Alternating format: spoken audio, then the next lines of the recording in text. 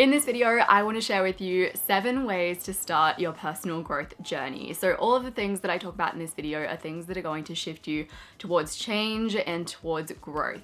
I've been on my own personal growth journey for maybe like 3-4 years now. It all kicked off on this YouTube channel, so you've got like a timeline of my personal growth journey. It really started when I realized that I was living a life that wasn't serving me. I was really sliding through life. I wasn't making any intentional decisions about where I was headed, and I decided that I wanted to get intentional about the way that I live my life. I wanted to live my life like I was in control. All of the things that I talk about in this video are things that have been the genuine catalysts for change, and a lot of them are tools, they're sources of information.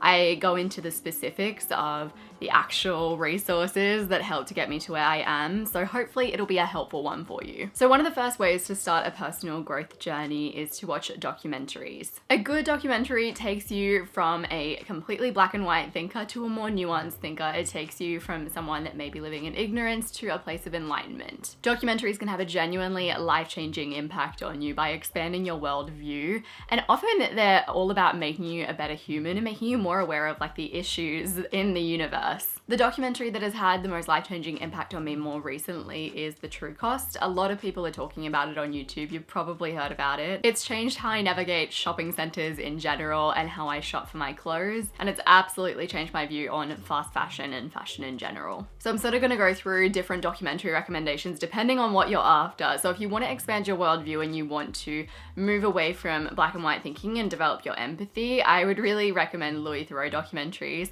I'm sure a lot of you have watched a good Louis Theroux documentary. If you have Stan, I think they have all of them on there. He has documentaries on all different types of people, from people that are criminals in jail, to people that are radicalists. And nearly every documentary that you watch of his, you go into it with this view of like, well, those people are bad people and I'm gonna put them in that box, and then you walk away and all of your ignorance has been stripped and you're like, oh, okay, so like that's where they came from, that's how this happened. Not that there's any excuse for these behaviors, but at least you develop this understanding of where those behaviors came from. If you want to watch documentaries that will influence you to maybe be a meat-free Monday kind of person or do something to better the environment, you might want to start with Forks Over Knives or Earthlings, which is maybe a little more intense. I also watched an entire documentary all about water and the rapid pace at which we're using our water in this world. I'll have that link down below. I don't know the name of it, but that was a really good documentary that made me a lot more conscious of how much water I'm using on a day-to-day basis. Documentaries are most often targeted at deepening your empathy and your understanding and saving the world a lot of the time.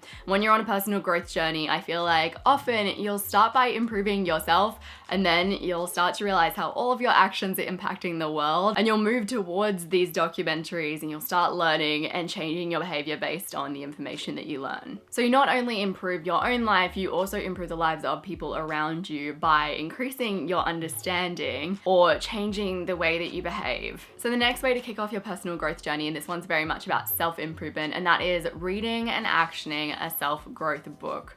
So for me personally, self-growth books have been some of the biggest catalysts for change along my journey. Books are amazing and they have the ability to completely shift the direction that you're headed in if you let them and you approach them from the right perspective, which we'll talk about in a second. So there are some self-growth books that have radically changed the course of my life, and there are some self-growth books that I've read and just like rolled my eyes and not taken any of it into account. And I think that's just the nature of the game with this industry that exists. And when you go about picking a self-growth book that you want to be your catalyst for change, you need to pick one where you respect the author and you think that the messaging is right for you. It's really important to pick the right self-growth book, otherwise it's not going to do anything for you. And then you actually need to take action on that book, which is the most important part that I think is most often forgotten. There's also something to be said about going into the self-growth book world with a blank slate. I think so often, and particularly with self-growth, you can go into something and be like, well, I already know that. Like, I've heard that before. You're not telling me anything new, which is understandable. But I think that when you feel yourself having those thoughts, you need to take a step back and ask, okay, I know this information, but am I taking action on it? Because if you haven't actually done anything based on this information that you already know, you haven't really learned anything in the process. And it's easy to say nothing new here and do nothing, but it's much harder to say, okay, maybe I know this, but it looks like I haven't actually embedded it into my life. What action can I take and how can I actually work towards using this information on my self-growth journey? journey. So when it comes to picking your book, pick a book from a respected author, and then make sure that you pick a book that is related to what you're actually going through. So if you know that you're struggling with shame and negative thoughts, then you might want to start with Kristen Neff's Self-Compassion or Brené Brown's I Thought It Was Just Me. If you're struggling with productivity and focus, you might want to start with Cal Newport's Deep Work, Digital Minimalism, or Off the Clock by Lauren Vanderkam. So once you've actually gone and you've picked your book that is right for your journey, you want to go through and you want to read it with intention. So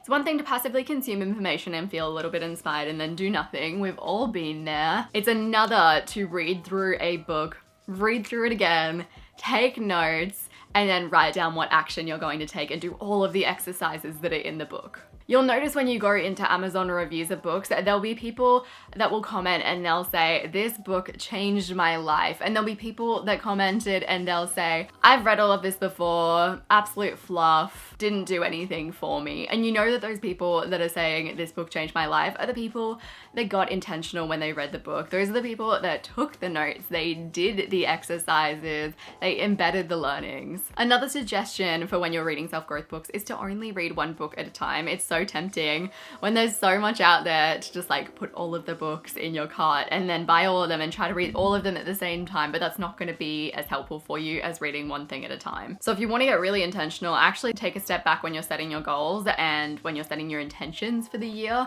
Decide what books are going to support those intentions or what the theme that you've set, and then read those books one at a time, and don't let yourself start the next book until you've read the first book. There are so many books that have been the catalyst for change for me that have made such an impact, so it's hard to list them all. I'm going to give you 3. The Life-Changing Magic of Tidying Up was huge. Getting Things Done by David Allen completely changed my view of productivity. It has been one that I've revisited regularly. And you guys know that the 80-20 principle is a book that I refer to regularly because it's been such a big one for me in terms of helping me figure out what I actually need to be focusing on that's going to give me the biggest return. So the next way to start a self-growth journey is to listen to inspiring podcasts. I love podcasts so much, and I actually find that more often than not, podcasts are what lead me to books. So I'm able to use podcasts to sort of vet out what books I want to read by listening to the interviews with that author. I think it's also a really good way to figure out whether you vibe with a person, and you're more likely to actually take a book on board if you really vibe with that person. So for example, Brené Brown, I've had multiple interviews from her as well as talks. And because I have so much respect for her as a human being and just love for her vibe in general, if I read a book by her, I am far more likely to actually take action on it because there's just so much respect and admiration there. But there are some podcasts where just listening to the individual podcast has changed the way that I behaved, or made me take action on that thing, or just gotten me really inspired. So a few that are recent that have made an impact on me. Tim Ferriss made an end of year review podcast. You guys know about this podcast. As part of my Reset Your Life challenge, I talked about it a little bit, and that has actually had a really big impact on me, just that exercise alone. There was a Joe Rogan podcast with Matthew Walker that my partner recommended to me. It is all about sleep. It completely changed my view on sleep. It probably made me a little bit crazy for a short period there, but you know what? The 7 to 9 hours rule is strongly embedded in me. And I learned a whole bunch of things from that podcast. It led me to the book. If you just listen to that podcast, you'll probably change your sleep behaviors, but for me, it also led to reading the book because it was just so fascinating to listen to. I do treat podcasts a little bit differently to books. I probably don't pick them with as much intention as I do books because it's less of a commitment. I usually pick them because they're relevant to a situation that I'm going through, and I find that you just never know which one is going to inspire you to take action. Of course, as much as you can, move away from mindless consumption. Don't just be listening to episodes that are completely irrelevant to your situation, but if you see a whole bunch of episodes that fit you right now, listen to them all and see what you pick up and who you are interested in the most, and then find out if they have a book and go down that pathway. So the next way to kick off your personal growth journey is to get a coach or a mentor. So sometimes even when you're just looking to make a big decision or a big move in your life, it can be really helpful to have a one-on-one with someone who has the experience of coaching people through that process. So for me, when I was struggling with overwhelm and I was like, how do I get all these things done? I've got my full-time job, I've got my YouTube channel, I've got all these things that I'm I'm trying to juggle. And I decided that I would go to a coach, and that coach was the person who actually got me to the point of feeling confident enough to ask for part-time. Asking for part-time is a bit of a scary thing in the corporate world, especially when you're in an environment where it may not be the norm. So going to a coach was really the catalyst for change to me, to make that move towards part-time, which has been a really important part on my journey for my mental health as well as my business. Even just for the level of accountability that a coach can give you, it can make it worth it, especially if you're a person who thrives on accountability. The next way to start your personal growth journey is to journal. So this video is sponsored by Skillshare. I'll talk about Skillshare in a little bit, but I recently took a course on Skillshare that was a 10-day journaling prompt challenge. So she gave you a journaling prompt to use. You'd use that for 10 days. So I'm actually in the middle of it. And at the end, you can go through and you can use all of the information that you've gotten from your journaling prompts, pick out the best bits of writing, and you can turn it into a creative writing piece. And the journaling prompt that she used, I actually thought was really game-changing. I found that it's completely shifted my view of journaling. If you've followed me for a little while, you'll know that in the past I've said journaling hasn't really been a thing that's worked for me. I haven't ever wanted to cut it out completely because I'm a person that loves writing, and I feel like by doing this journaling prompt challenge, it's helped me to sort of ignite a bit of love for journaling, because so many people have such a passion for journaling as a self-growth tool. Journaling, particularly if it is guided and it's prompted, can be a game-changing tool. So if you look back at my How to Figure Out What You Want video, one of the most effective journaling prompts within that workbook is: how could you make yourself incredibly unhappy in 1 year's time? Like, what could you do in your day-to-day life to ensure that you are filled with anxiety and you are filled with sadness? This is a really helpful one because it helps you to define your worst nightmare, like your absolutely unideal life. This is the life that you would never, ever want to live. And by doing that, it helps you to define what you really do want out of life. It's actually a really emotional exercise to go through, and some of you guys have messaged me to say that as well. When you go through it, you'll find all of these emotions coming up, and it'll really help to push you to define what it is that you do want in life and to recognize what it is that you value and you prioritize in your life. So the way I see journaling is that if you journal and it's free-flowing and that's effective for you, then that's amazing. If you find that journaling, just free writing, leads you to rumination or it just doesn't feel very helpful, then journaling prompts are a really great way to start, particularly if you pick prompts similar to one that I was talking about that are really focused on that self-growth aspect. So the next way to start your personal growth journey is to take a course. I'm convinced that there is something absolutely magical about learning something new. For me, whenever I am learning something new, whenever I'm expanding my mind, I am at my happiest, and that's because learning is one of my top values as well. It's one of those things that just keeps me sane. If I'm not expanding my mind and learning something new in some way, shape, or form,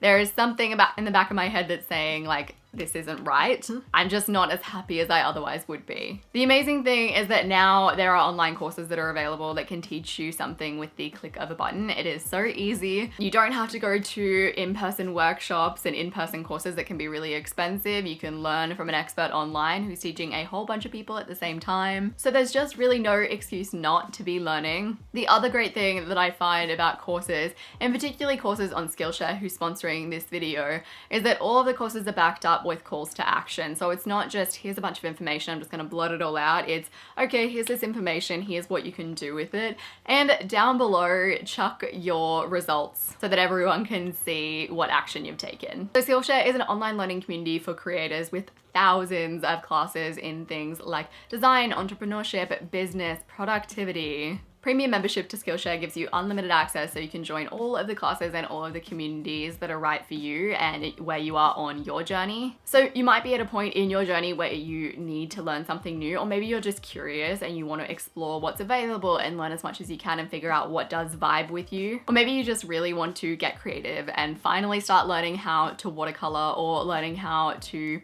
calligraphy, or you're at a place in your career where you want to grow. So you want to learn InDesign or Photoshop, Skillshare is the perfect place to hop on and start learning. So like I mentioned, I am doing a journaling challenge at the moment. I'm smack bang in the middle of it. And the great thing is that you can go down and you can actually see other people's examples of what they've written, so you can get a little inspired if you're not too sure where to start. Skillshare is also super affordable. It is only $10 a month for an annual subscription. If you do want to join, you can check out the link that is in the description below and you'll get your first 2 months for free. If you're interested in the specific courses that I've taken on Skillshare, I'm also going to have them listed below because there have been some that I've really loved, and I'd love to recommend the specific ones. I know you guys ask about that a lot, so those will be listed below. The next way to kick off your personal growth journey is to challenge yourself. So doing mini challenges like a 30 days of meditation challenge, or even a 12-week fitness challenge, or a 10-day journaling challenge like the one that I'm doing at the moment can be a really good way to create evidence that you are capable of growth, which is what made it kind of essential to this list. I take on little challenges occasionally. I really prefer to create challenges that I do and that you guys can also do. So you've got my Reset Your Life challenge, you've got my Simplify 30 Days challenge, which has been an absolute game changer for so many people. You can also hop onto Pinterest and just look up challenges because they are readily available. There's a whole lot of them. I think Break the Twitch also has a video. He calls them lifestyle experiments, and he has a bunch of ideas that you can use. So I'll have that link down below as well.